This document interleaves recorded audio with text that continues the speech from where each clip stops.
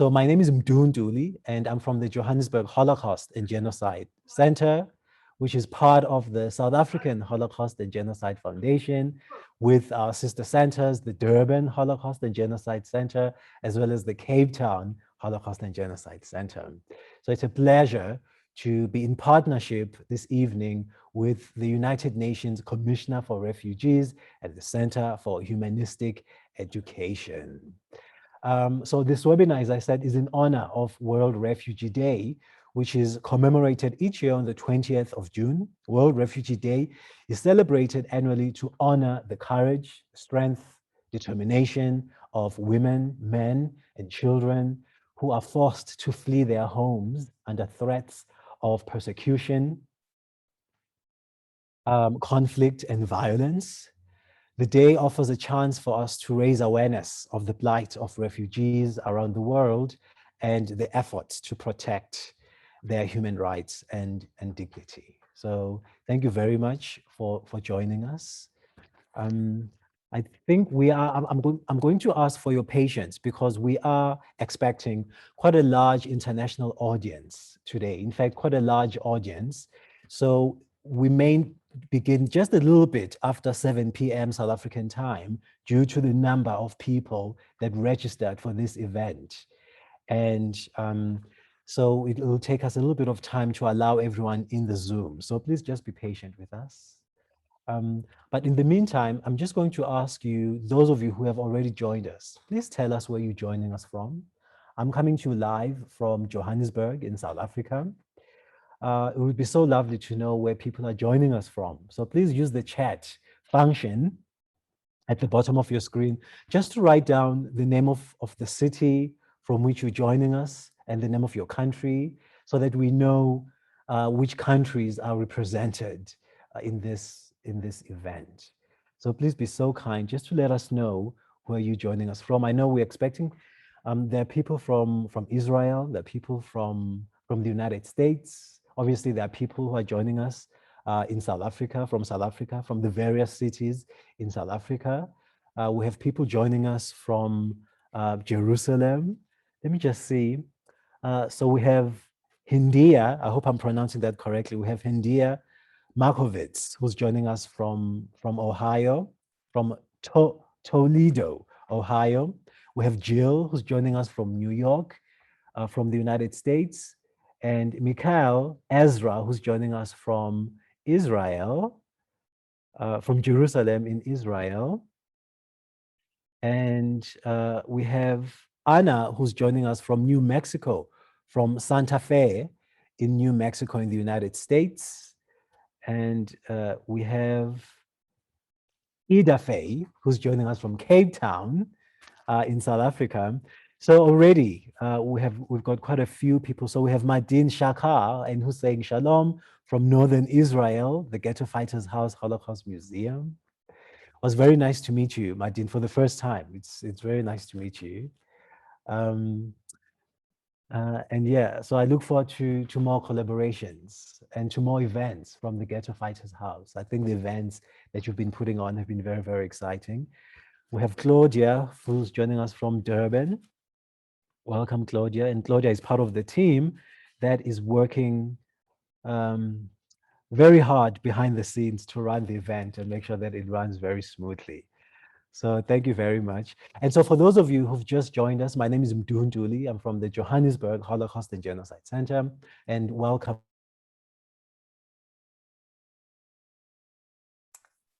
Hosted by the Johannesburg, the South African Holocaust and Genocide Foundation in partnership with the United Nations High Commissioner for Refugees and the Center for Humanistic Education, which is part of the Ghetto Fighters House Museum in Israel.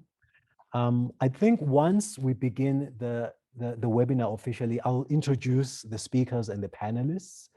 So I'm just going to ask you to please just be patient with us while we allow people in the Zoom. We are expecting a very large audience, an international audience as well. So please just be patient with us. And for those of you who've joined us already, please just use the chat to let us know where you are joining us from. So just write down the name of the city from which you're joining us and the country from which you're joining us, so that we know which countries and which cities are represented in this event. And also, I'm going to ask you to please keep your sound on mute throughout the event so that we don't have any background noises that interfere with the presentations and the films that we'll be showing you tonight. So we'll really, really appreciate that. However, I do encourage you to use the chat function to communicate with us. Either write down your questions or your comments. And then towards the end of the event, we will have a session where we address your questions and your comments. Our panelists will be very, very happy to answer and address your comments. So we have Barbara De Silva, who's joining us from Durban, from one of the schools in Durban, Queensburg, a school I remember quite well. And we have Linda, who's joining us from Madrid in Spain. Welcome, Linda. We have Bernice, who's joining us from Toronto in Canada. We have Olivia Mugambi, who's joining us from Pretoria. And we have Lucienne, I hope I'm pronouncing your name correctly, Lucienne, who's joining us from France. And Lucienne is saying, we support young people who are not accompanied. I have wonderful examples of young people who are eager to study. That's very interesting. In fact, mentioning young people, yesterday in South Africa was Youth Day. It was a public holiday yesterday in South Africa. And so Youth Day symbolizes the protest by young people, by young high school students in 1976. In apartheid, during apartheid South Africa, young people were protesting against apartheid, but also the use of the language of Afrikaans, which they did not understand, and they were not able to communicate in this particular language, but the government was trying to force them to learn in this language. And so they protested, and thousands of them were shot dead by the police. It was a truly tragic event. And so each year, South Africa commemorates this day on the 16th of June. So it was quite a somber day, but also a wonderful day of remembering the strength and the potential of young people to make change. So thank you for that, Lucienne, for mentioning the young people. It just reminded me of yesterday and how emotional and how wonderful yesterday was, not only for myself, but for many, many people here in South Africa. So a few more people have joined us. So my colleague, Dani, has also posted a link on the chat. As I mentioned, these events that we host as a foundation and as a center would not be possible without your generous, very, very generous support, the public and our donors. And so there's a link on the chat that has been posted by my colleague that will make it possible for you to continue to support us. And a donation of any amount appreciated. It really goes a very, very long way. And I hope wherever you're joining us from, you are safe, you're healthy. I know these have been very, very difficult times, but I do believe that happy days will return and things will get better. We just have to be patient and we have to exemplify resilience. It's just one of those challenges.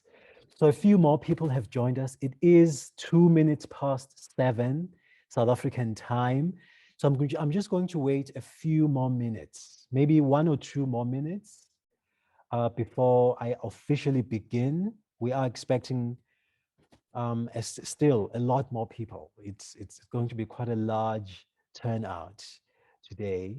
So please just be patient with us as we allow people in.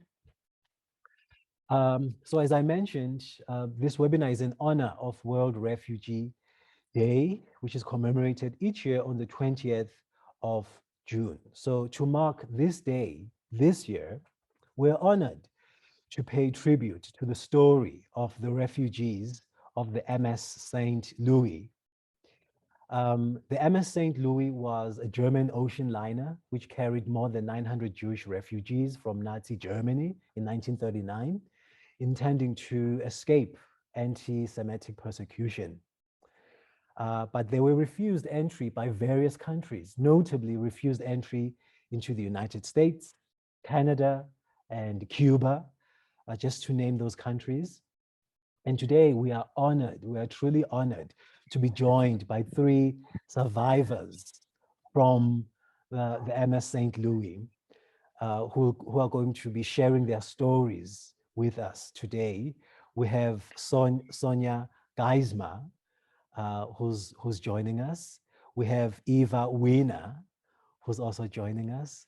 And we have Thomas Jacobson, who's joining us. We are honored to have these three survivors and to have this wonderful opportunity to listen to those stories that perhaps many of us have never heard before or are not aware of. So it really is quite an honor for many of us, particularly the young people who are joining us today.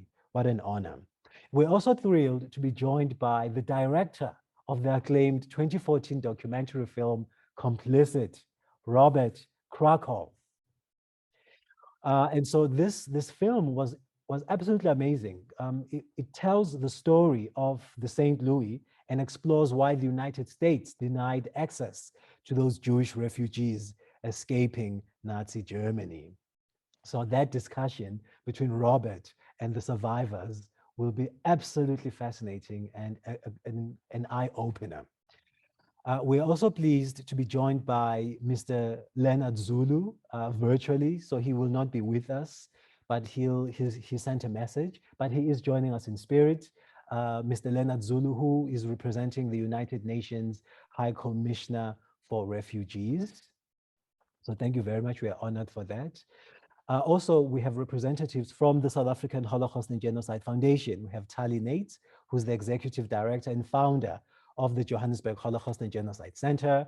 And we also have Mary Kluk, who is the director of the Durban Holocaust and Genocide Center, and also the chairperson of the South African Jewish Board of Deputies. And we are also pleased to welcome Noha Khatib, who's the director of the Center for Humanistic Education, which again, I said is part of the Ghetto Fighters House in Israel. So welcome to all of you. It is now 6 minutes past 7. I'm going to begin. I think so that we are expecting a few more people in, but the team will let people in as we start.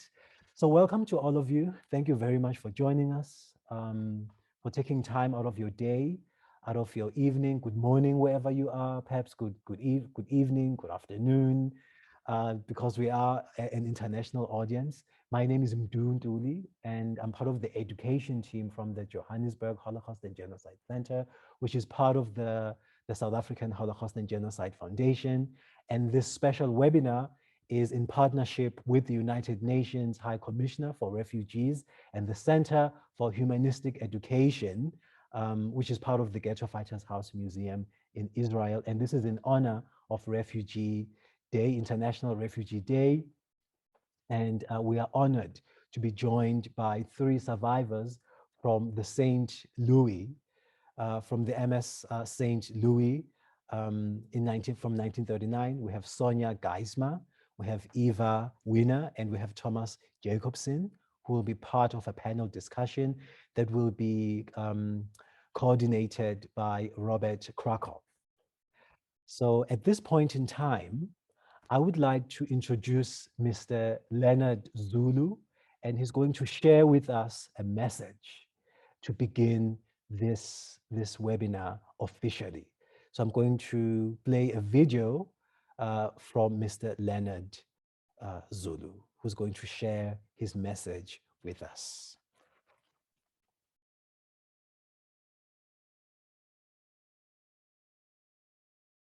You can't hear. Yes. Will So you Danny, restart? can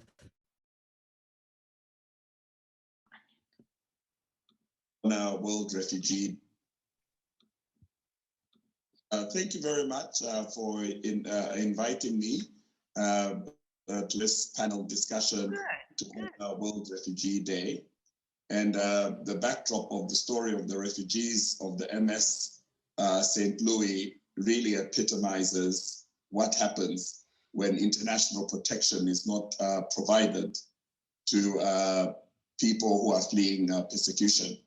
That tragedy today on World Refugee Day brings into sharp focus the need for the international community to adopt a multilateral approach to the protection of refugees, especially asylum-seeking refugees.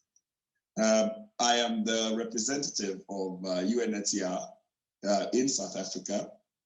The office was established in 1993 in South Africa here, in the run-up to the dismantling of the apartheid regime in 1994.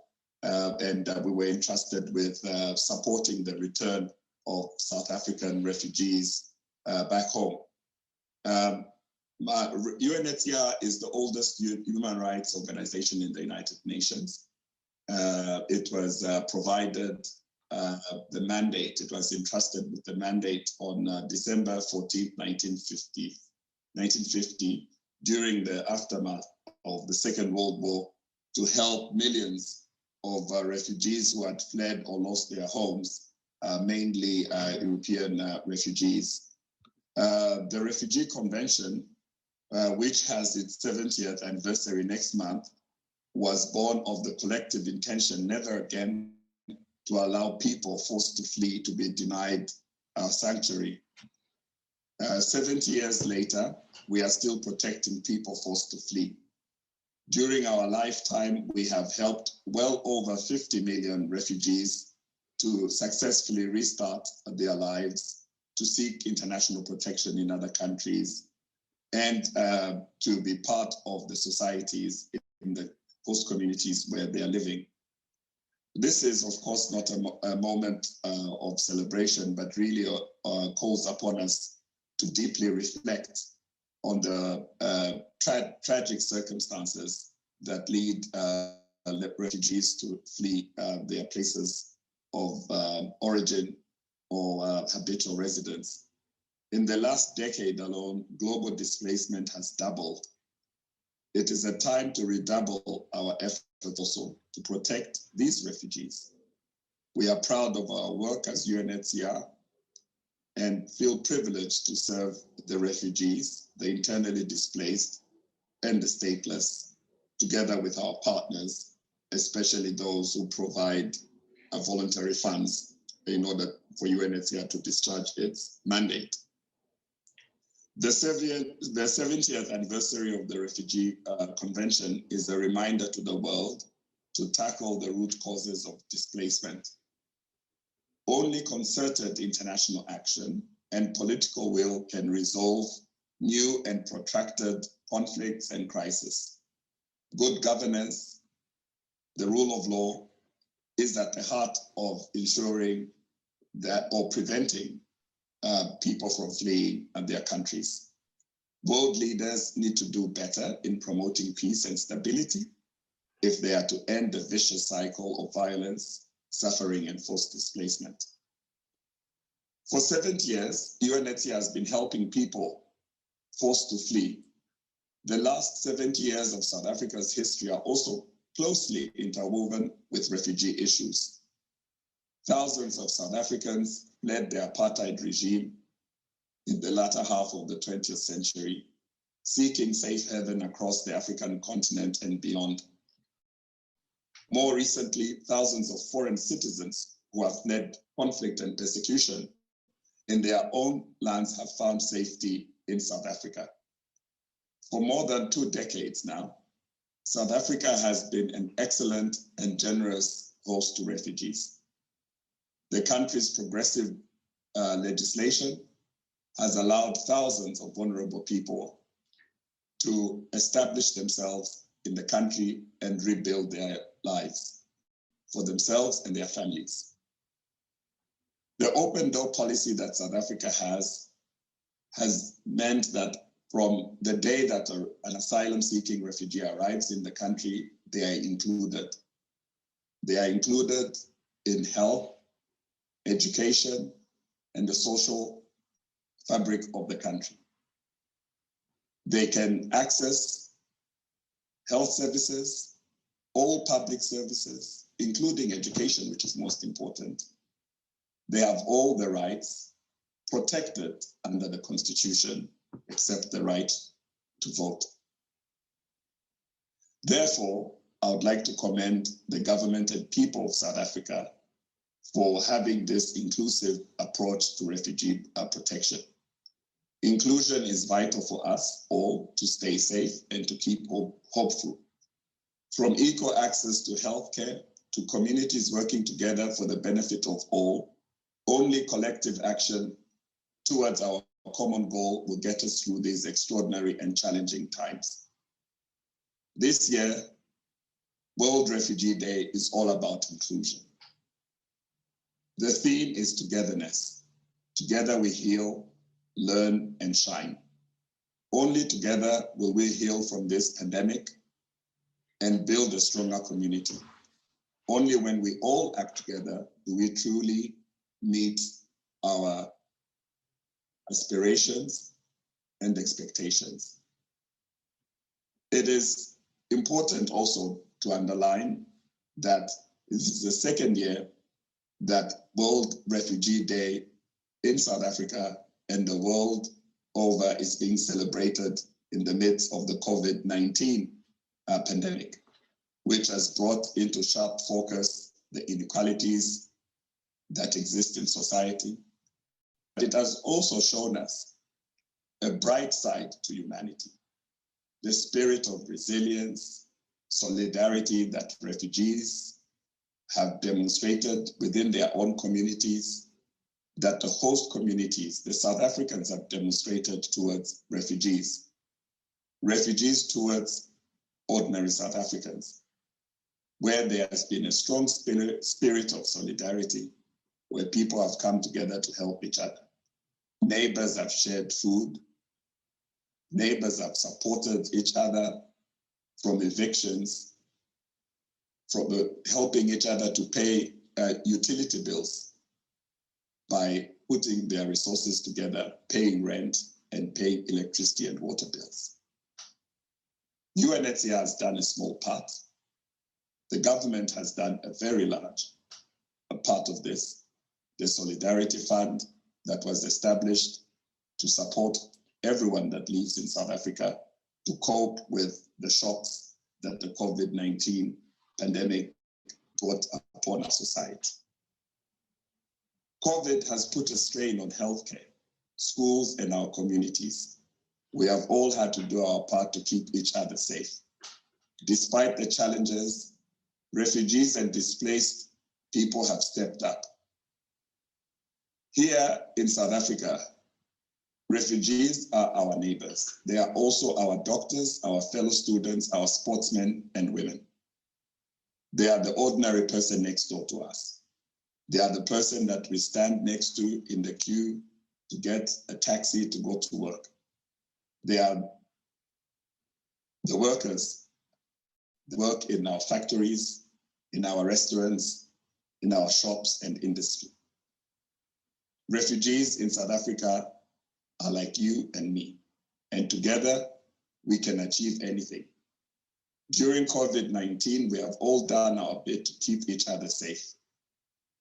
Given the chance, refugees will continue to contribute a stronger, safer, and more vibrant world and society. I am very pleased to be here today to talk to you about the ordinary men and women, children, girls and boys out there who are refugees and the aspirations that they have.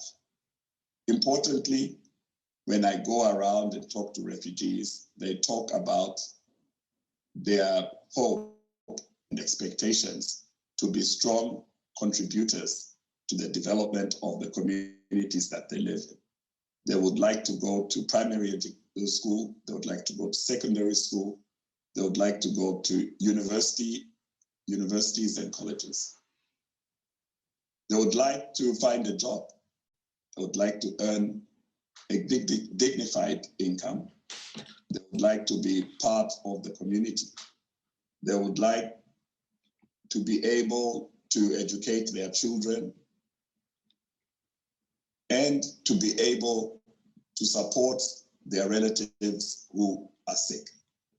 They would like to put food on the table, and they would like to see their children grow into strong citizens of the communities in which they grow.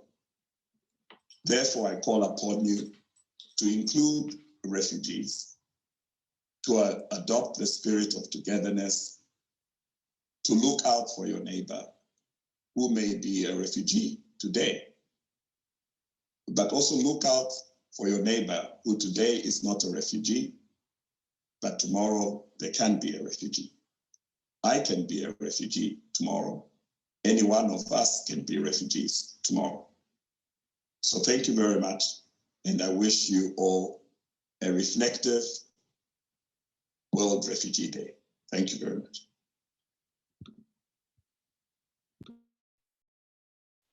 Thank you. Thank you, Mr. Zulu, for that message and for that warning, actually, that we need to be aware of how we treat one another, because we don't know what the future holds, but we need to be more compassionate and to reach out and try to bridge that gap between one another, especially during this time. And we've seen extraordinary situations where people really have reached out to refugees in different communities, and refugees have also reached out to local communities, and we've seen a kind of togetherness. So thank you very much for reminding us of that.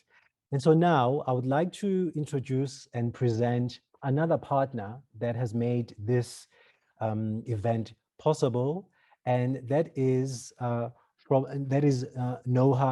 Khatib from the Center for Humanistic Education, which is part of the Ghetto Fighters House.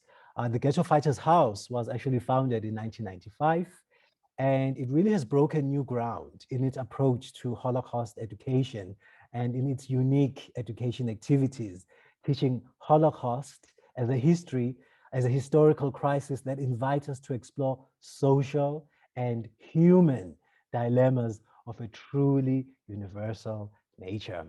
So the work that they've done, especially during this time of the world, really has been incredible. I've seen some of their activities. I've truly been impressed. And then after that, Tali Nates is going to also be speaking to us. Tali Nates is the founder and the executive director of the Johannesburg Holocaust and Genocide Center, but also the chair of the South African Holocaust and Genocide Foundation. And Tali again represents someone who has a passion for Holocaust history, but has made it very, very accessible to many people in South Africa, and is a true exemplary example of someone who exemplifies compassion for others, and has able to bridge that gap between ourselves and others. So it's an honor to have these two speakers. So I'm going to invite Noha to speak to us. So good evening, everyone.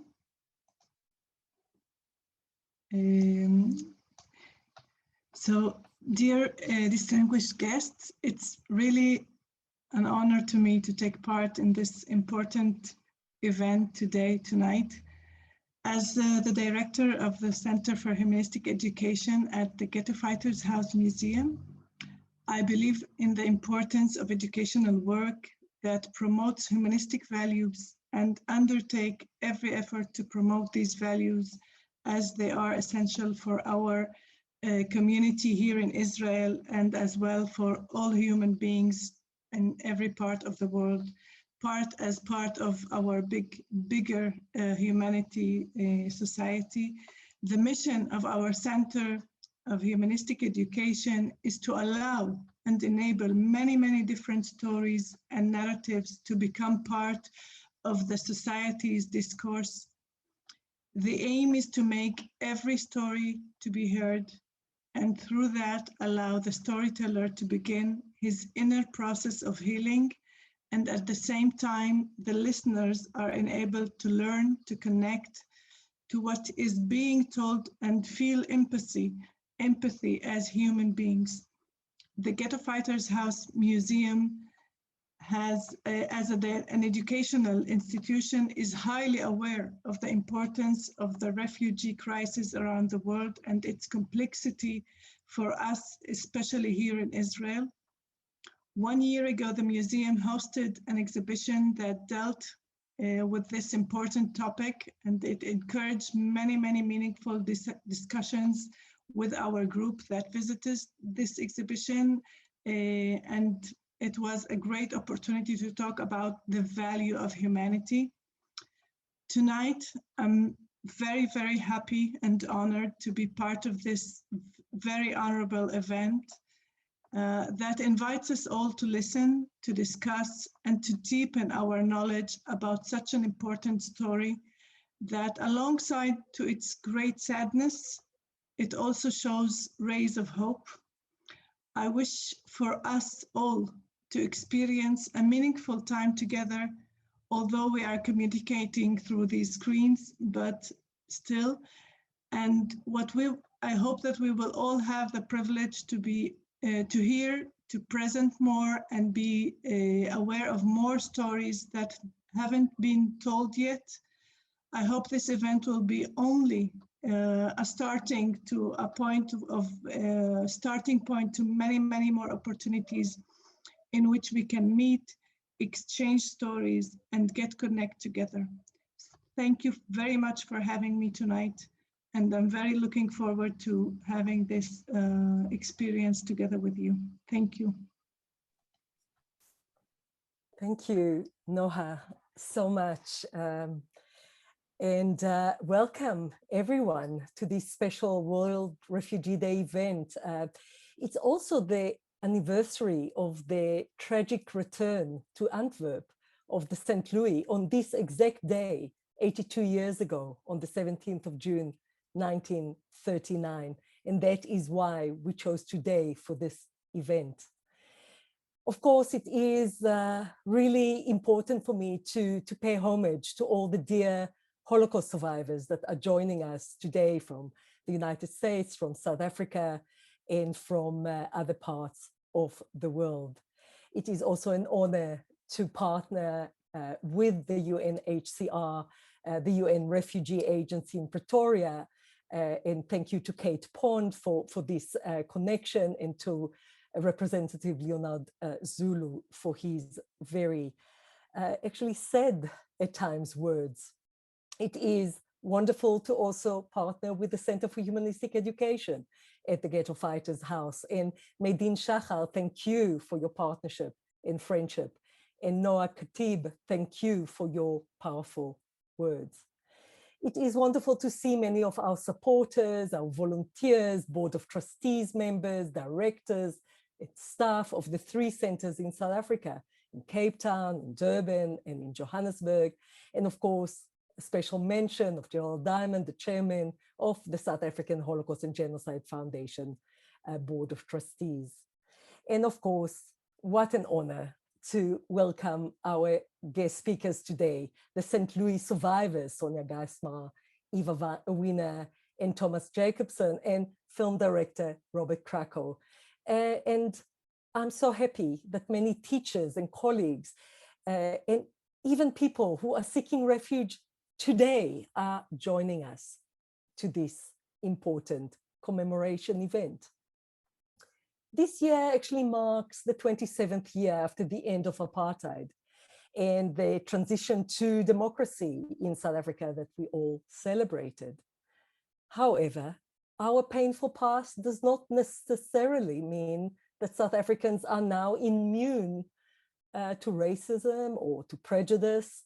And we see that in increasing instances of hate speech, of racism, and sadly, the murderous xenophobic attacks that continued since 2008 until today.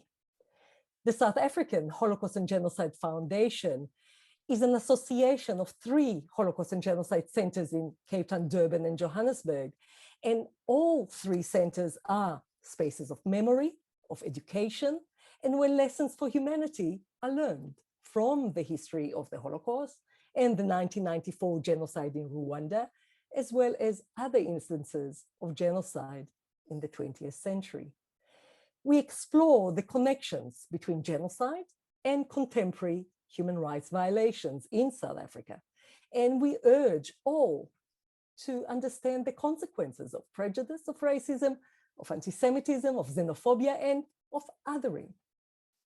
On Human Rights Day, on the 21st of March this year, we, together with the Rosa Luxemburg Foundation and Jacana Media, published the book Brother by photojournalists Alon Skye and James Otway.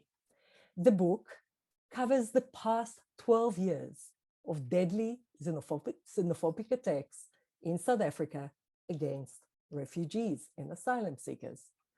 In 2021, the violence shows no sign of stopping, even during COVID. The photojournalists have been documenting this issue for 12 years, and they feature many unbelievable photographs in this book, Brother. There are also many essays by leading journalists and thought leaders, with a foreword written by former Constitutional Court Judge, Justice Edwin Cameron, and critical texts by Akile Membe, João Silva, Justice Malala, Koketsu Moeti, and others. And today, on World Refugee Day, I invite you all to reflect on the challenges facing refugees, but also on their resilience and on their great contribution to humanity. To learn more about the book, I invite you to go into the book's website that I am putting now in the chat box. That will allow you to explore some of the themes of refugees in South Africa and sadly xenophobic attacks against them. Awareness to the plight of refugees grew in the 1930s after the Nazis took power in Germany. In South Africa, between 1933 and 1936 and the passing of the Aliens Act, only 3,621 German Jewish refugees managed to safely arrive in the country. And thus, we are looking very much forward to learn more about the story of the refugees of the St. Louis, a key turning point event in refugees' history. The resilience and life experiences of many of the refugees, including those who will speak to us in a few minutes, can teach us about the amazing contribution they bring to any society. This story is also about the international community's duty to be active role players when men, women, and children are in desperate need of a safe haven from persecution. But sadly, on that point, we still have a lot to learn, and I think on the whole, we are failing. It is my honor then to introduce you to the 3 refugees who were passengers of the St. Louis, Sonia Dicemar, Eva Wiener, and Thomas Jacobson, and to the one that will leading the conversation, Mr. Robert Krakow. Sonia Dicemar joining us from Bronx, New York. In May 1939, she and her parents and many other members of her family were passengers on the St. Louis. When returned to Europe, they managed to go to England, Sonia and her parents, and then to New York. And she will tell us more about her story. Sonia became a high school social studies teacher, then studied for her master's degree and became a high school librarian in a city school, and after 10 years became the head librarian of that school. Eva Wiener is joining us from Neptune, New Jersey. Eva was her childhood name was Safia, and now Winner, was born in Berlin, Germany. Her parents and her were also passengers on the St. Louis. And when the ship was forced to return its passengers to Europe, they were amongst the fortunate ones to find safety in England. They immigrated to the United States after the war, and she was employed and won many awards for her work as a budget analyst at Fort Mammoth, an installation of the US Department of Defense. Lastly, Thomas Jacobson, who is joining us from Los Angeles, California. He's one of the youngest surviving passengers of the SS St. Louis, and he dedicated his 50-year legal career to fight against injustice. He was the forefront of civil rights struggles in the 60s and 70s, leading the first Northern sit-in to enact statewide fair housing legislation. He actually persuaded the Warren US Supreme Court to rule garnishment before judgment unconstitutional, throwing out a decades-old law that was unfair to working people. In 1969, the Milwaukee Sentinel named him Man of the Year for public service on behalf of consumers. Leading the conversation is Mr. Robert Krakow, who is a film producer of the film Complicit, the untold story of why the Roosevelt administration denied safe harbor to Jewish refugees. He is the executive director at SS St. Louis Legacy Project, an educational foundation working through films, theater projects, and exhibitions with universities, museums, communal organizations, and libraries throughout the world. They focus on Holocaust education, immigration and refugee policy, human rights, and political and diplomatic history. Before I hand over to Robert, we will now watch a short film about the St. Louis from a CNN report, and that will be followed by the discussion. Thank you.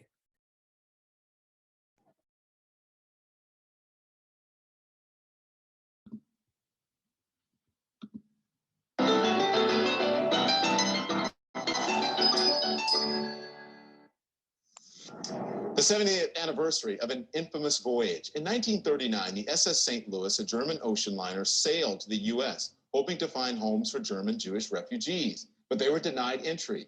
Surviving passengers reunited in Miami Beach just this week, just miles from where their boat sat decades ago. The beauty of the beaches and the palm trees, that's what Herb Carliner says he remembered the most. In 1939, as a 12-year-old boy, Carliner and his family gazed upon the Florida coast from the luxury liner SS St. Louis. They dreamed it would be their salvation from the Nazi rampage. We had to leave because there was no future for us in Germany. But off the coast of Miami Beach, the vessel with 937 people, mainly Jewish refugees, was never permitted to enter the U.S. It was forced to return to Europe, which was on the verge of a world war. 254 of them eventually died during Hitler's Holocaust. Now, we knew that this was the land of immigrants, founded and formed by people like ourselves seeking freedom and opportunity. But we couldn't understand why all of a sudden the Coast Guard forced us into international waters. But what happened? Some historians say President Franklin Delano Roosevelt's hands were tied by strict immigration laws and public opinion. Certainly FDR, I believe, was perhaps remiss in not allowing these folks to disembark in the United States, but he was bound by laws that were not of his own making. But Herb Carliner believes anti-Semitism was behind it. His parents and two of his sisters who were on board the St. Louis were killed by the Nazis when they returned to Europe. He blames FDR and says a message was sent to Hitler that Jews were expendable. This ship, St. Louis, was the beginning of the Holocaust because it shows you that nobody wants the Jews, so they can do with them whatever they want to do. The St. Louis passengers held visas for entry in Cuba. It was a voyage that began in Hamburg, Germany on May 13, 1939. Passengers say they had a joyous cruise away from the terror filled with thoughts of a new future. After 2 weeks at sea, they arrived in Havana, Cuba, but almost all of them were refused entry. After about a week of waiting, the St. Louis set sail again, hoping the U.S. would accept them. Off the coast of Miami Beach, in view of those palm trees, they were again denied. Professor Alan Lichtman is writing a book on the era called FDR and the Jews. You can't judge historical figures from what we know today. They did not know that these countries would be overrun by Hitler, who would then be applying to these countries his horrific final solution for Jews. With no place to dock, the ship headed back to Europe. Philip Freund was one of the passengers. He said some of them talked about a mass suicide by jumping overboard. At least in the sea, they would die quickly, but in a concentration camp, they would be tortured, they would be humiliated, and they didn't want to go through that. The St. Louis was eventually cleared to dock in Antwerp, Belgium. The passengers were sent to France, England, the Netherlands, and Belgium. Some historians say FDR played a crucial role here. Roosevelt and his cabinet worked to try to find places of settlement for these people, and they succeeded. Some of them eventually settled in the U.S. What really happened will forever be subject of interpretation and disagreement. But on this day, the passengers of the St. Louis were together again near the same sand and palm trees that once gave them hope and disappointment. Very nice story. Very nice story. 70th anniversary. Okay, now time for some of your feedback. Some of you.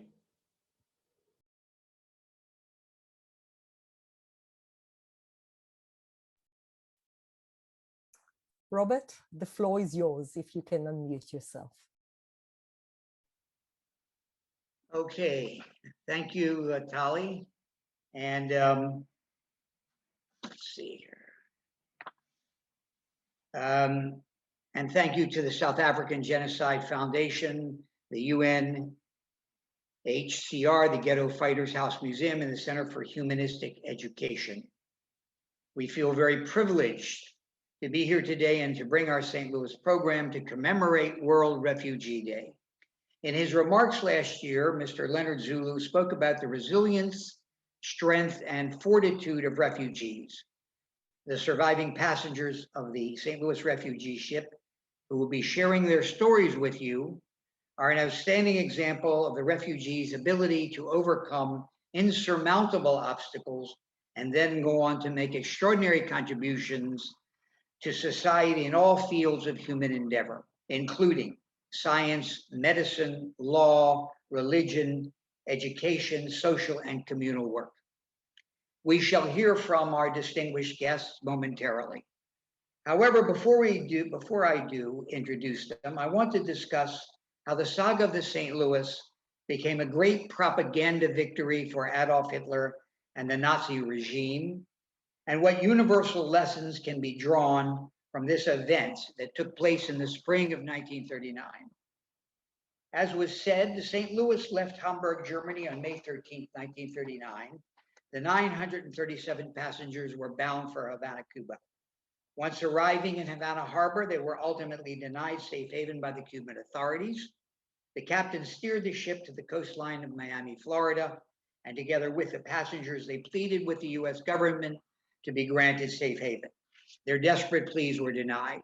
They contacted the government of Canada and made last-ditch efforts to the countries in Latin America. The response was the same: we will not take you. The St. Louis was forced to return to Europe, where on June 17, 1939, the ship docked in Antwerp, Belgium, exactly 82 years ago today. The drama of the St. Louis played out before the world. It was reported in virtually every newspaper in the United States and throughout the world, and reinforced Hitler's claim that no one wanted the Jews because they were an inferior race, they were an untrustworthy people, they were criminals and spies, they would bring misery and misfortune to the inhabitants of the land. In short, all of the propaganda used by Hitler to further the aims of the final solution. Thus, the saga of the St. Louis symbolizes, in many ways, the world's indifference and hostility against the Jews during the pre-war and wartime period. And this story's place in history should be a lesson to all of us, Jews and non-Jews alike. What can we learn from this eventful moment in history? Most importantly, that the demonization and dehumanization of refugees, wherever they may be, can have the most catastrophic consequences, whether because of superstition, racial hatred, nationalism, lack of compassion, the mistreatment and the denial of basic human rights to refugees brings untold misery. The German word for Jews was Untermenschen, subhuman. Let us hope that on World Refugee Day 2021, we shall be reminded of our sacred duty as human beings to act in the most humane way. With that in mind, it is my great pleasure to begin the introduction of our distinguished guests, who will share their stories as refugees and what meaning it has for them and how it impacted their life. So today, Tali read the brief background. So I would like to first introduce Sonia Dicemar and share with us her story and experience. Sonia?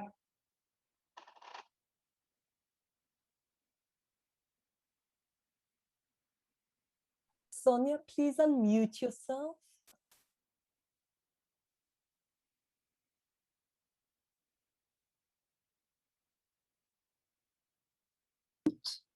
Can you hear me now? Yes. Can you Yes. see me? Yes. You can see me? I can't see myself. Okay, I'm so sorry about this. But you can hear me, correct? Yes. Yes. Okay.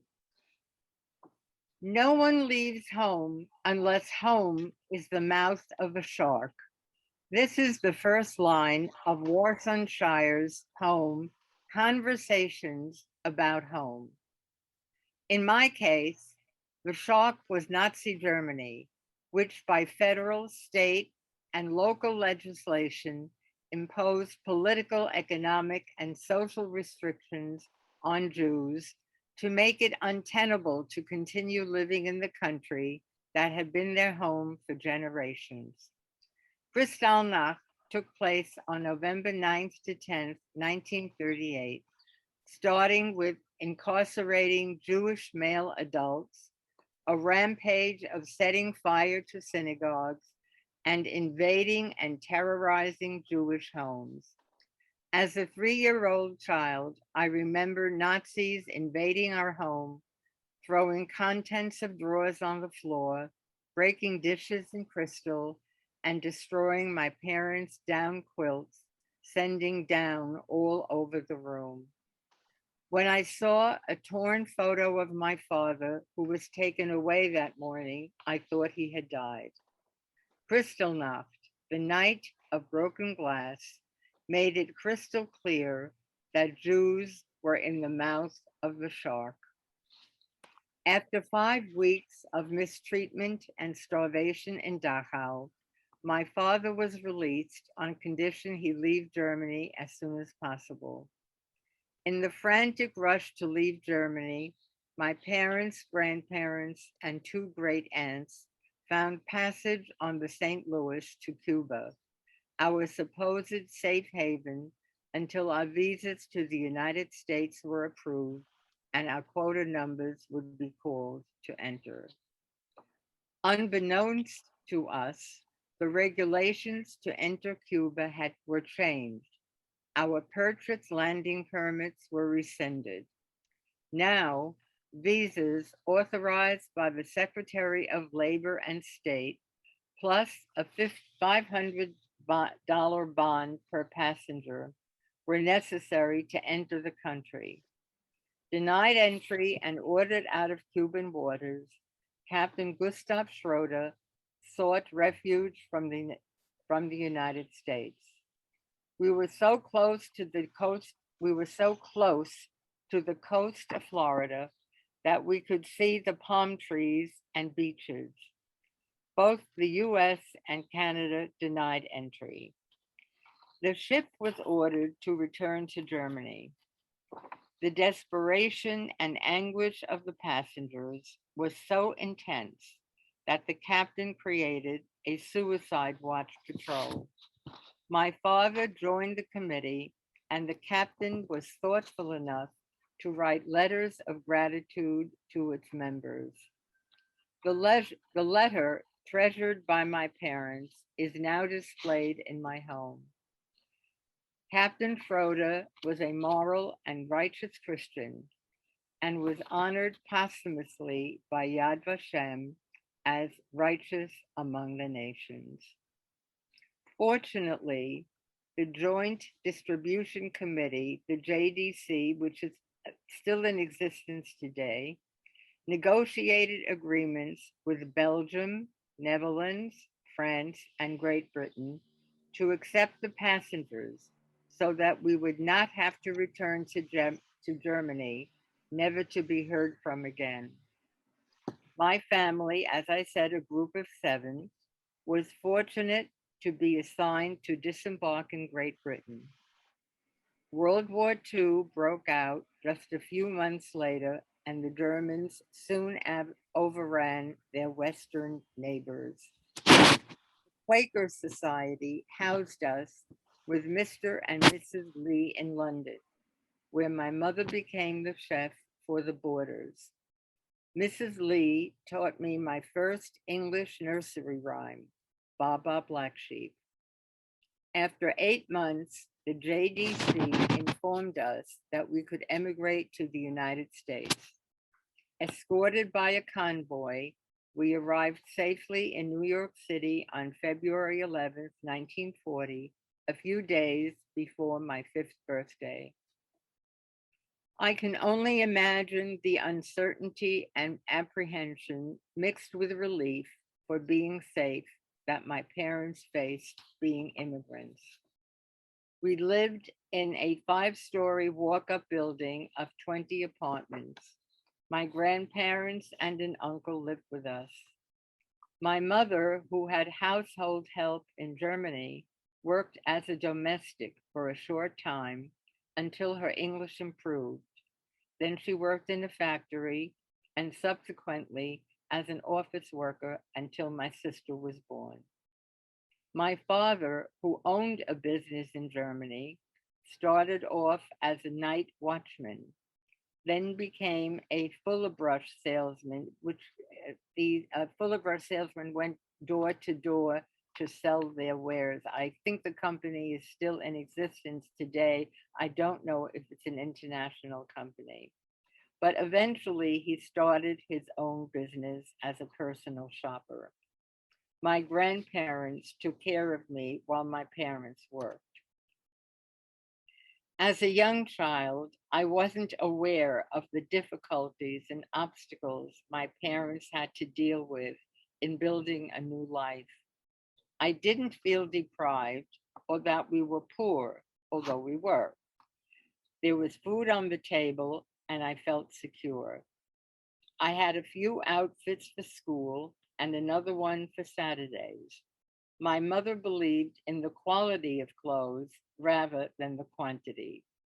My first grade teacher gave me lovely hand-me-down clothes from her daughters.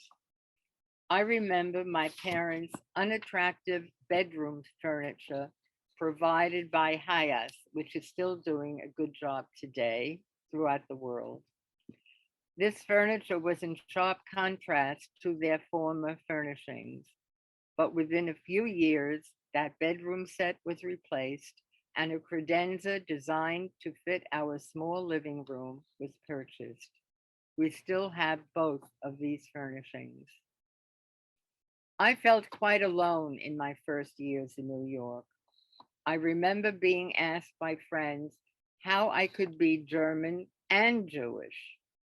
We lived in a Bronx neighborhood with relatively few refugees, and I didn't have a refugee friend until I was about 13 years old.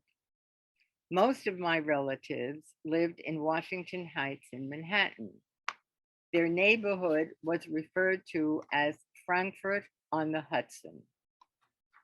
Washington Heights is now home to the next wave of immigrants from the Dominican Republic, and is the subject of a Broadway hit and motion picture titled, fittingly, In the Heights. By the time I was 13, I felt accepted. I had friends, belonged to clubs, loved school, and graduated from Hebrew school. Friends who came to my home still remember my mother's hospitality and delicious cake. On Shabbat and holiday dinners, our Shabbat and holiday dinners were lively with invited relatives. Conversations centered on life before the war, Hitler and associates, and the progress of the war. My father brought home 2 daily newspapers. I learned world geography, history, and current events, and wanted to learn more. This interest influenced my decision to become a high school social studies teacher and later a librarian. After suffering 2 strokes, my father suddenly passed away at the early age of 52. The stress of leaving everything behind and starting at rock bottom weighed heavily on him. My mother was grief-stricken for a long time, but emerged as a strong woman who became the matriarch of the family, warm, loving, wise, elegant, and respected. She and her siblings also carried the burden of losing their parents in Auschwitz. The loss was particularly painful as my maternal grandparents were supposed to leave Germany immediately after we emigrated, but were rounded up and sent to a camp in Gurs in France.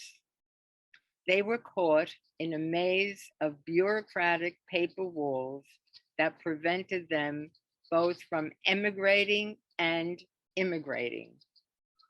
A recently published book entitled The Unwanted, America, Auschwitz, and a Village Caught in Between reveals the story of their and the family's 2-year ordeal of hope and despair, and hope and despair.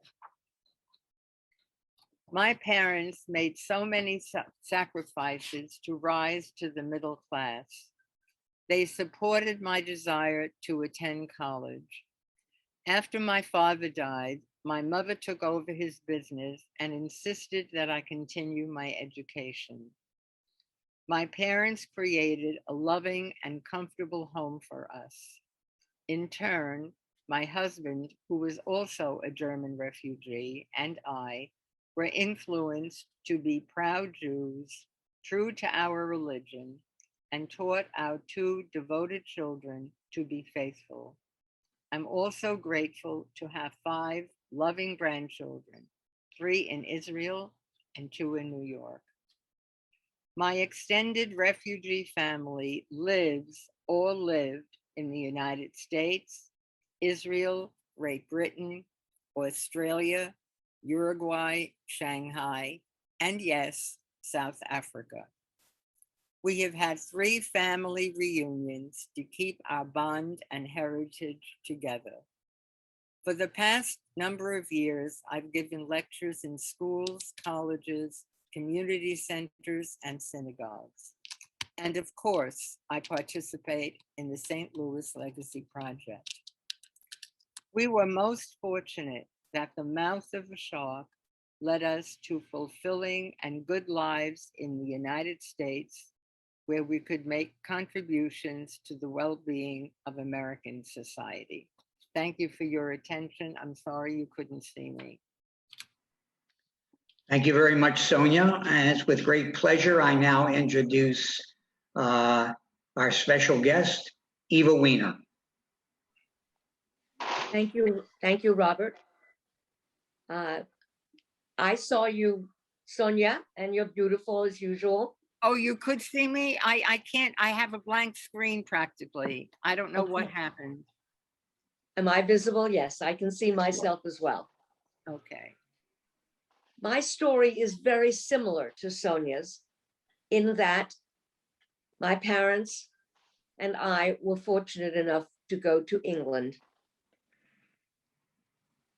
My parents were married shortly after Hitler came to power, and life by that time had become very difficult. My father was one of 8 children, and they owned a very, very successful business. They owned one of the largest kosher bakeries in Berlin. He came from a very religious and observant family, and he was always an observant Jew. He always raved about the fact that he never needed to tear a piece of paper on the Sabbath in order to keep his Judaism and his beliefs and his observance alive. My father, the day after Kristallnacht, was sent to Warsaw. Because he was born in Poland, he was being sent back to the country of origin, and he was on a train with hundreds of other men being sent back to Warsaw. He found himself sharing a 1-bedroom apartment with 12 other men. But of course, that wasn't his major problem. He had left behind in Berlin his wife, my mother, and their baby, that was me, not knowing what our fate was going to be.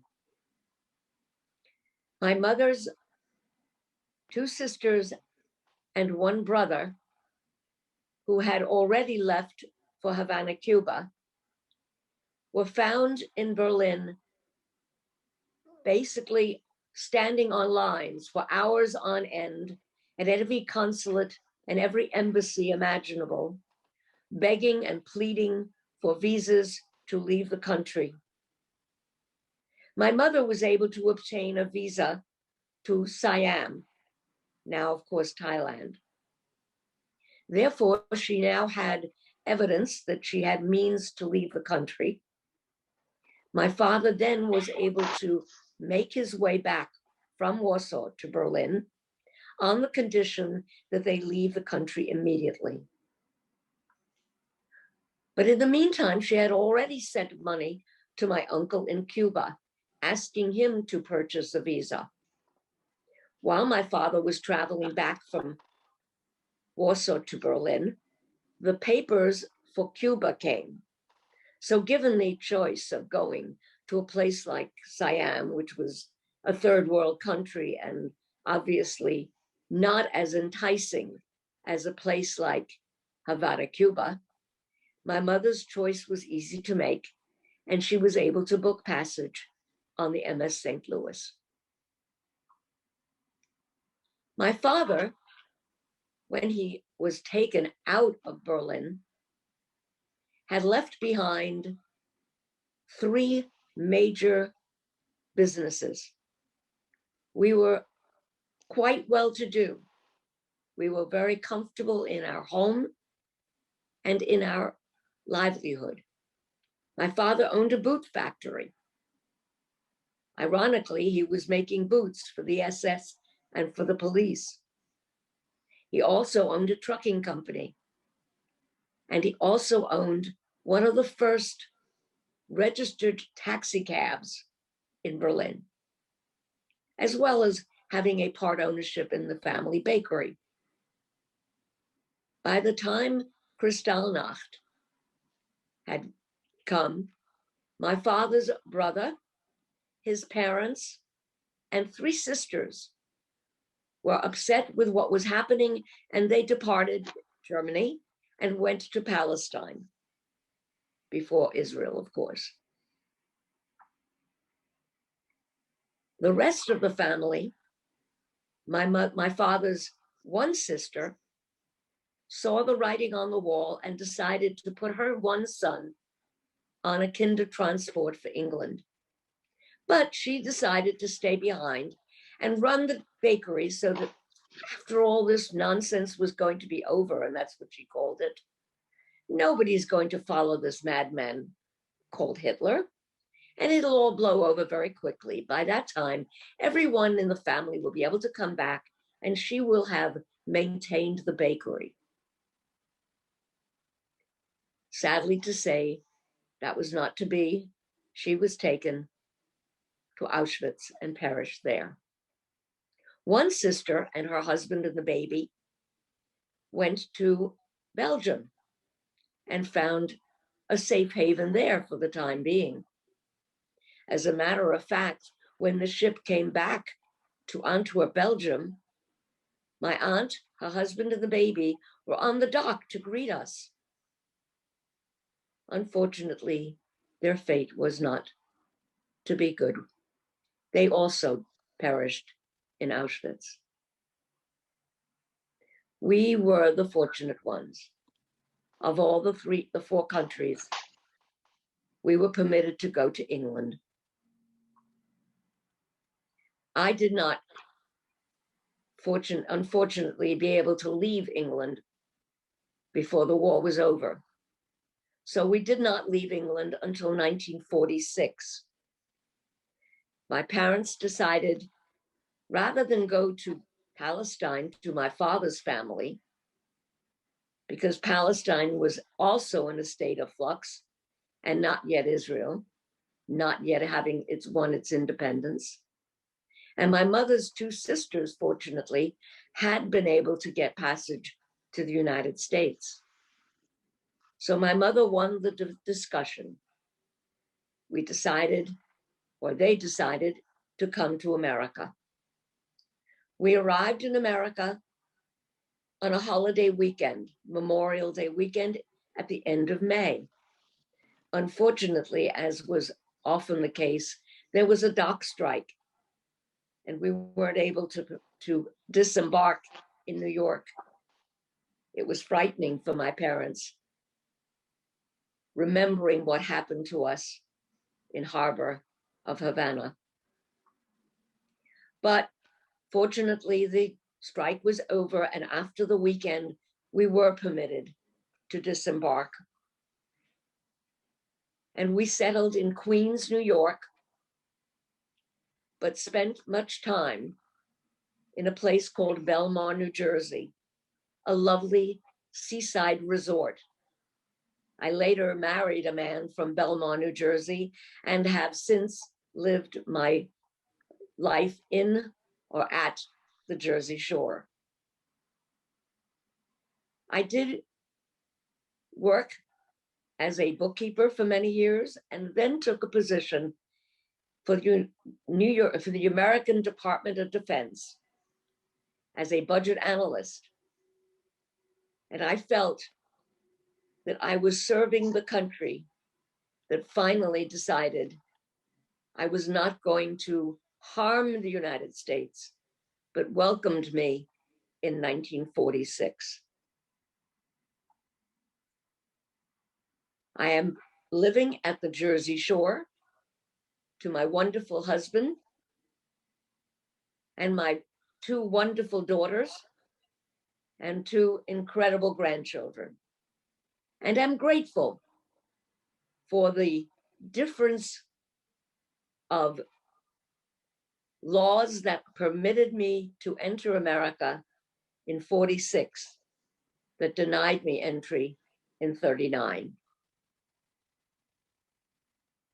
I am grateful for having had opportunity here in America.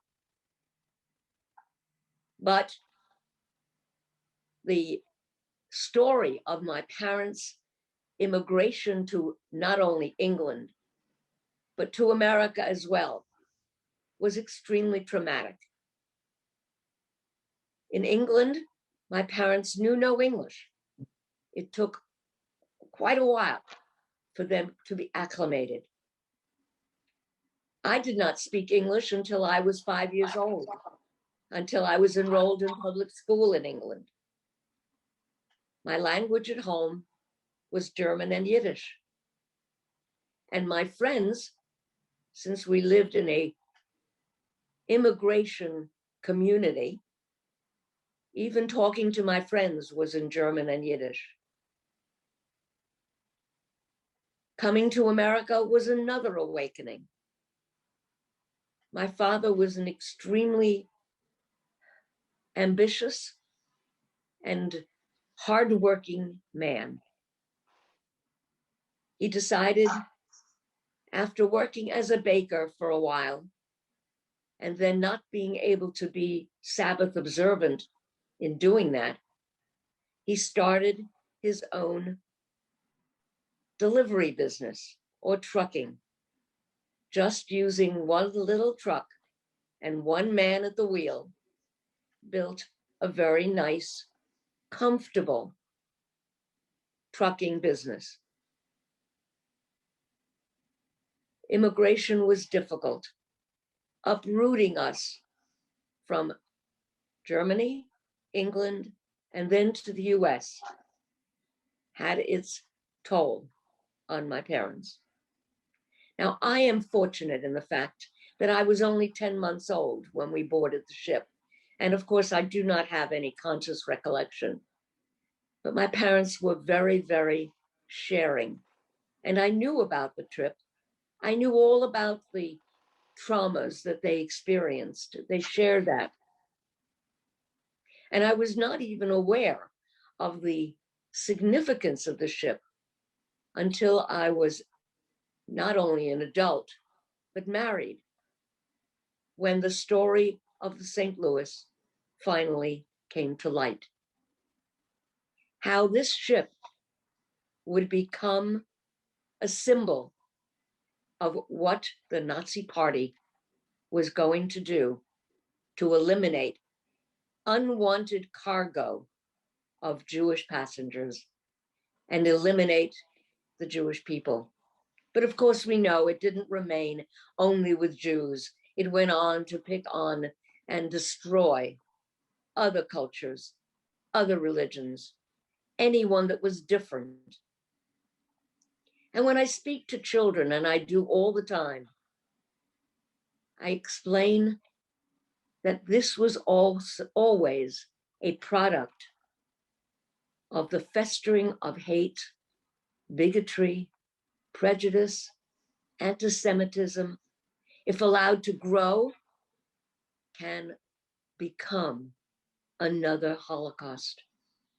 And we haven't learned our lesson because genocides are still happening today. And I encourage the children to stand up against any injustice and speak up when one sees an injustice happening. And we survivors are not going to be here much longer by virtue of our age. And I encourage them, I even assign them a homework assignment that in their future, they must continue telling our story and the stories of all Holocaust survivors to prevent it from ever happening again. Thank you. Thank you, Eva. It is with my great pleasure to introduce our final guest, Thomas Jacobson. I want to make one comment. You know, in the United States, we've endured the George Floyd incident, which has caused so much turmoil. So I want to comment about Thomas Jacobson and his leadership in the civil rights movement, I suppose 60 years ago, as a very important life lesson, and we're most happy to have him here today. So Thomas, please share with us your story and experience. Thank you. I'm very honored to be with all of you here during this very important event that's being celebrated. My experience is very similar to the other passengers. I was only a year old when St. Louis went on its perilous journey to try to get into Cuba, and I have no memory of the voyage itself. Getting to the point where we actually left in 1939, my family, my grandfather owned a department store in Insterburg. He was very well off. He'd served in the German army during World War I. He was a person that believed in assimilation. He felt he was really probably more German than Jewish. And it was in that environment that we grew up.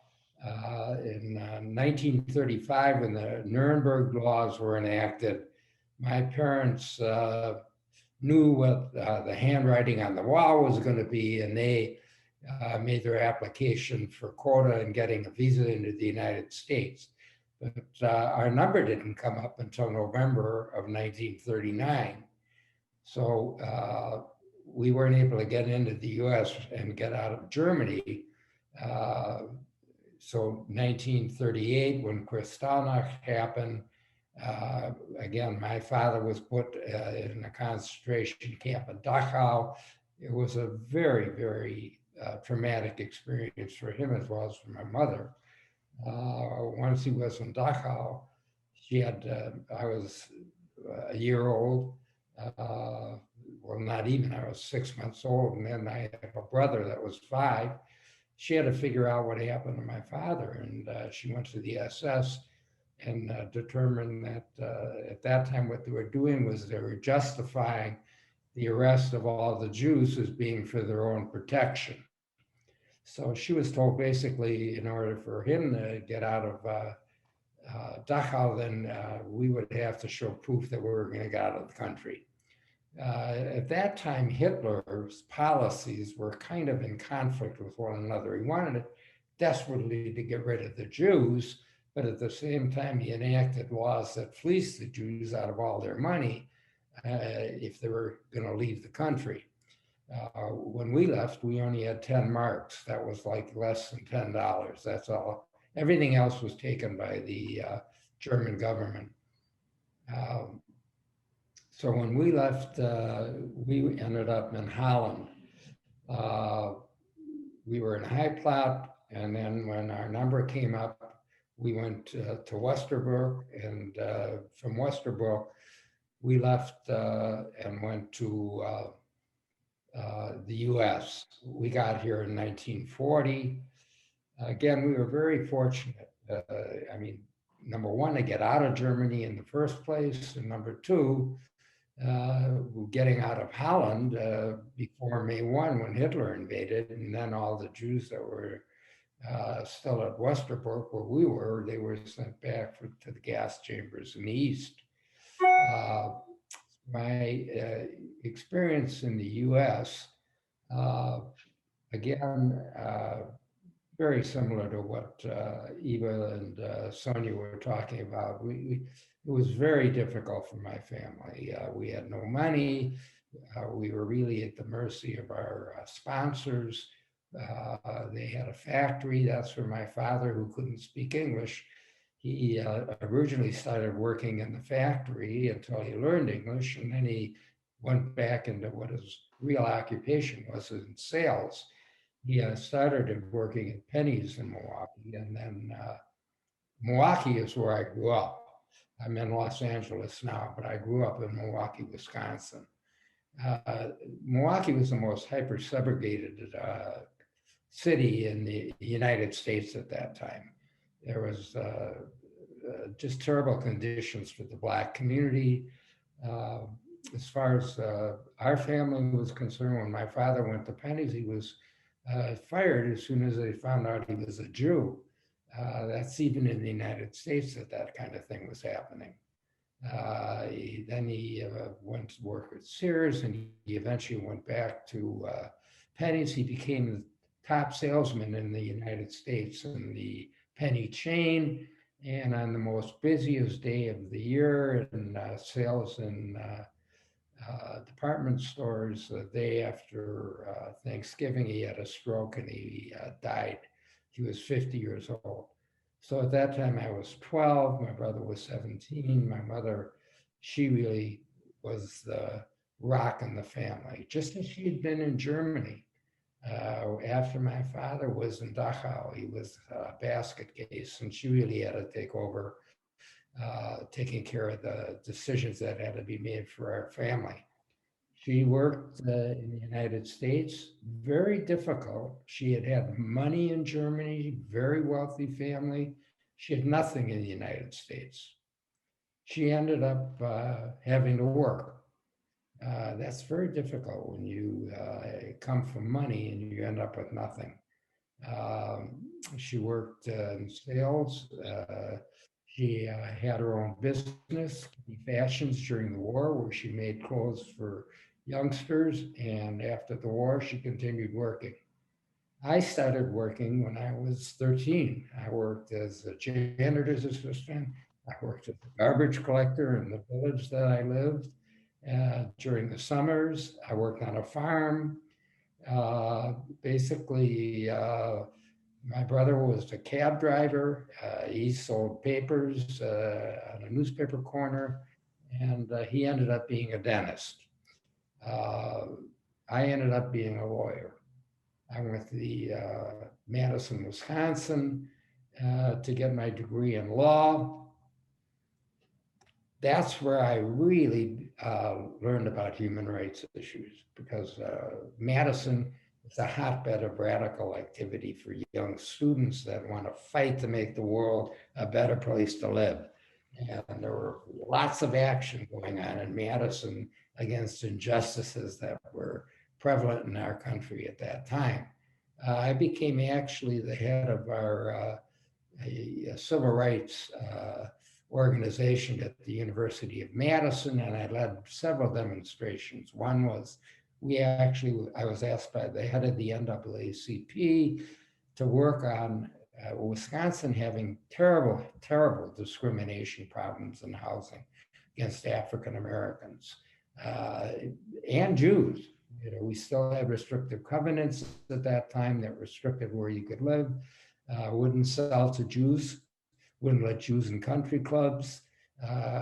It was very difficult to really make it across the board if you were a Jew, or if you're Black, or if you were Hispanic, if you were anything other than a white Christian.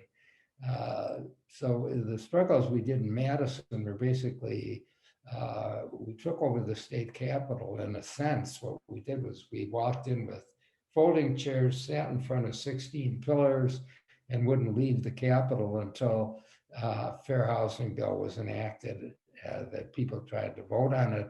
When it was finally voted on, it was voted on with one Black and white being against having fair housing in the state of Wisconsin, and that was in 1960. Later, I was asked by George Mossey, whose father in Germany was head of a large newspaper. He was anti-Hitler right from the beginning. And he was really on Hitler's target list for somebody that had to be wiped out.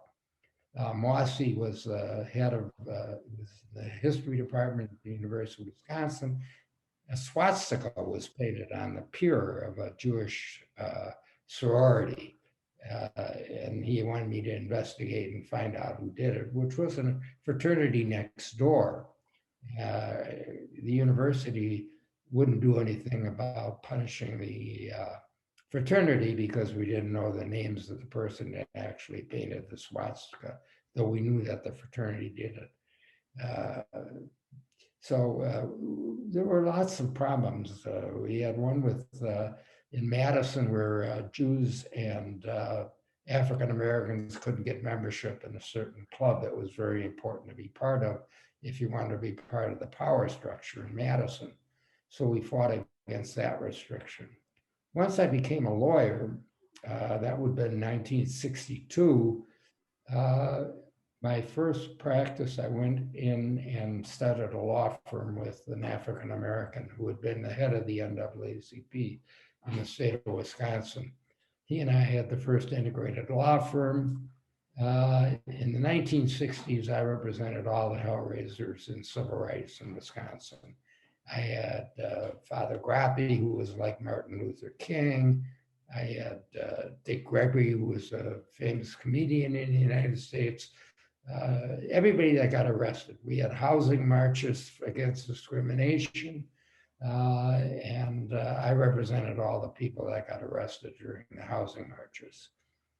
We had a situation that involved, you mentioned in my introduction, where we went to the United States Supreme Court to have garnishment before judgment declared unconstitutional.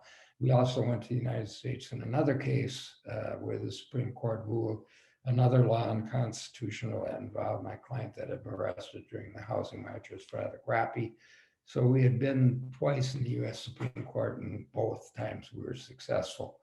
In 1970, I was the Democratic candidate for Attorney General in the state of Wisconsin. I continued fighting for civil rights in the 70s. We were talking about the Floyd case. I had a case that came out in 1958 where a Black man was shot in the back of the head by the police in a chase. And they, in order to cover up the shooting and to lie about the circumstances of how they killed my client, what they ended up doing was they planted a knife in his hand to say that it was self-defense.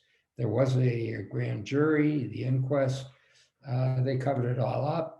They lied about what actually happened. 20 years later, one of the police officers involved in the killing told the truth that they had planted a knife. And we were successful in having a lawsuit brought against the city and the police department and the district attorney's office for the way he handled that case. And we won. There was an award of $2 million that was sustained by the Wisconsin Supreme Court. And I never did have to go to the US Supreme Court. So my struggles for human rights and for decency, for how people should be treated, it all was because of the experiences I had on the St. Louis and how the Jews were treated. The lesson of the St. Louis, it's just like what Gable said. And that was the lesson of the St. Louis, that there was a green light to exterminate the Jews. Nobody wanted them. There was no country that we could go to. We were denied in Canada. We were denied in Cuba. We were denied in the US.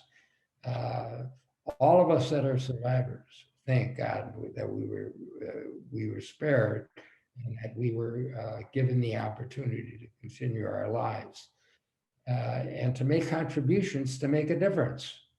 I think everybody on the St. Louis came away with the understanding we could never allow such a thing to happen again, that you have to fight against it, that you have to struggle, that you have to never allow it to happen in your community. We've just gone through in this country, in the US, in my opinion, 4 years of total hell with the president that we had for those 4 years against immigration, first and foremost. We can't allow that kind of attitude to sink in. Look what happened in January 6th in this country.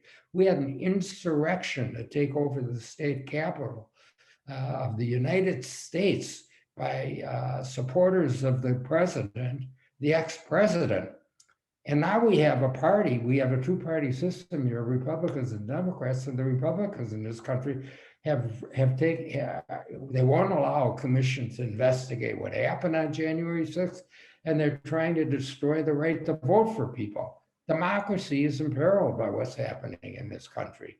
We have to continue to fight, struggle, and speak out to make sure that these injustices don't continue and cannot happen again. Thank you. Thank you, Thomas. Tali, I believe yes. Your time. Yes, thank you. Du, it's to you.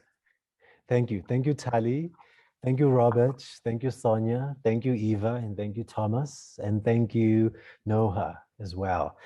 At this time, it is my pleasure to present Mary Kluk.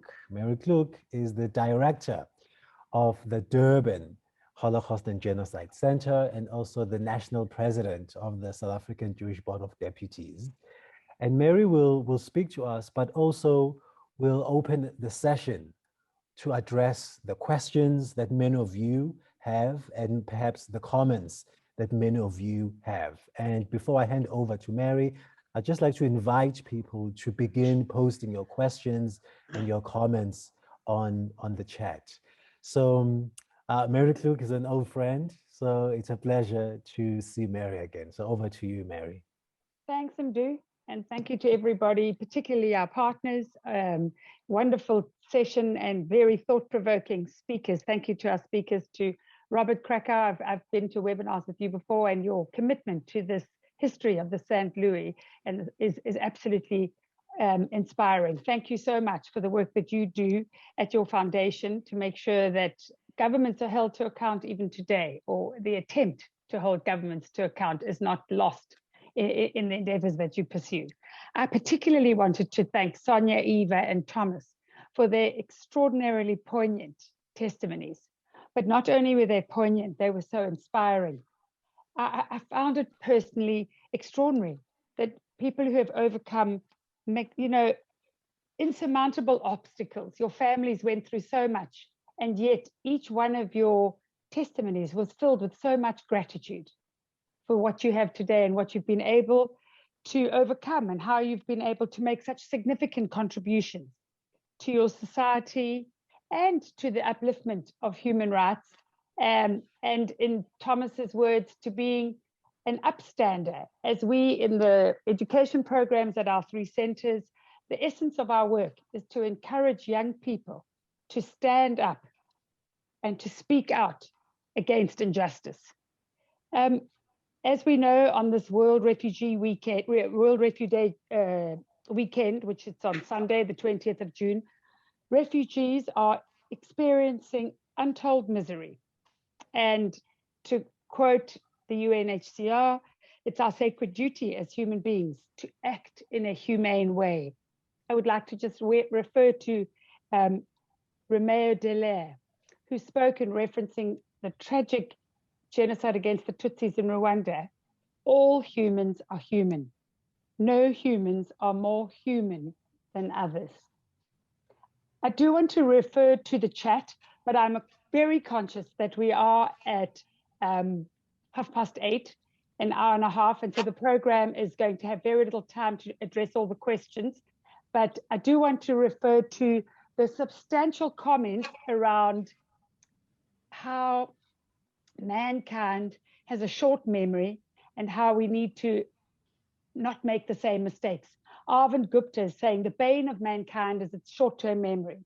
And he goes on to say, I do hope the words of our speakers really sink deeper into the very being of every human being, and that true changes are effected.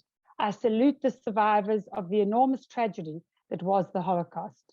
And there are many other comments referring, Linda Jimenez Glassman refers to the same thing, where how will we stand up and speak against prejudice and injustice? How will we have the courage to make sure that this doesn't happen again? Teach your children, teach all children, says Rob. So, and I would just like to say that if there are any other questions, I do encourage people to put them in the chat, because we are short of time. But I think I'll speak for all of us when I say that this evening has been inspiring. Survivor testimonies are always inspiring, but somehow this evening, your unique, candid way of referring to a really difficult time in your lives when you were infants, and yet the long-term impact of those experiences on your families was deeply meaningful. Thank you so much. Is there any? There are some comments. There are a few other points. I'm interested to know what the guest speakers think of the book, The German Girl by Armando Lucas Correa. Thank you once again for such an inspiring and thought-provoking evening.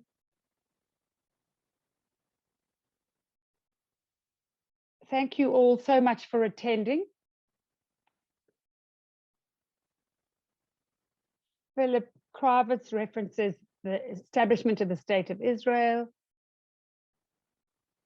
And I think I would just like to ask if Robert would close by addressing the question or the point made by Ori Salters. Thank you for reintroducing the word refugee into this conversation, which has been too often replaced in the last decade by migrant, a word with very different implications. Maybe, Robert, you could close the evening for us with your thoughts on that comment, please. Thank you. I would say that or sometimes in our Q&As after our film, I'll make the comment that President Roosevelt would be turning over in his grave had he known the implications of his decision not to accept the passengers of the St. Louis, and that the message that it sent to the Nazis and to Hitler. We didn't have time or the opportunity to go through the contributions of the passengers of the St. Louis. What you heard from these three distinguished guests can be replicated by many, many more that achieved extraordinary contributions at the highest level in science and government. So my close would be, we must be mindful of what that one life can contribute to society. We don't know that the refugees that died in the Mediterranean trying to leave Libya, or the refugees attempting to get to South Africa, we may not know what lives were lost in that treacherous journey. And we may not know, and we won't know, what these refugees might and could have contributed. What we do know is that when given a chance, the human spirit will endure, and people that experience these tragedies will overcome them and make the most marvelous lives for themselves and inspire others, as Thomas, Eva, and Sonia have done. So with that, I'll conclude my remarks. Thank you, Robert. Maybe I'll just beg your indulgence and just ask about the impact of the apology that Secretary of State Hillary Clinton made on behalf of the American government of the day in not supporting the refugees or passengers at that stage on the St. Louis. Well, very quickly, I had written a play that put Roosevelt on trial. It was performed at Georgetown University, and someone from the State Department was in the audience. They liked it. They asked me about doing something as a State Department, but they had in mind a minor event. When I heard about it, I went to friends of Secretary of State Clinton, Ambassador Eisenstadt, and they thought, you know what, this is the moment we're going to hold ourselves accountable. And to Hillary, Secretary of State Clinton's everlasting credit, she understood the 70 years of stain on the State Department and the Roosevelt administration, and decided that they would accept our offer to bring 14 passengers, and it serves as a distinctive moment in American Jewish and Holocaust history. The impact, I think, had a great impact on many of those who then become aware of it. And I think it had an impact on the Canadian government and inspired Trudeau to make his very, very thoughtful, sincere apology, which is we've seen in our film and has struck a chord in, I think, people around the world. So you said in your remarks about accountability, you know, that our passengers, myself, and organization, you know, could have put that forward in a way and as a message that say, look, we're gonna remember, and we're gonna hold you accountable if enough of us get together to do that. So thank you for asking. Thank you, Robert, and thank you everybody for your participation. Thank you, Mdu, for your wonderful endeavors as our master of ceremony, as always, and to the wonderful survivors for your testimony. The impact is long-lasting. It's a memory and an evening we won't forget. Thank you all so much for attending. Keep safe, keep healthy. Good night. Thank you. Thank you. Good night. Good night, everyone. Thank you very much for joining us.